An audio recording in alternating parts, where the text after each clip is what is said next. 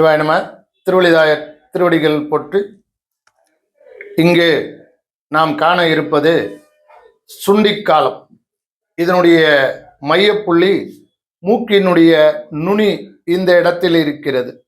இதனை தினசரி இப்படி மேல் நோக்கி தூக்கி பிடித்து 60 வினாடிகள் வைத்திருந்தால் மூளைக்கு செல்லக்கூடிய பிராணசக்தி அதிகமாகி மூளை ஒரு தெளிவான நேர்மையான விஷயத்தை செய்து கொண்டிருக்கும். நீங்கள் செய்யக்கூடிய அனைத்து விதமான செயல்களும் தடையின்றி செயல்படும். மூளைக்கு நல்ல புத்துணர்ச்சி ஏற்படும். கண் பார்வை தெளிவு பெறும்.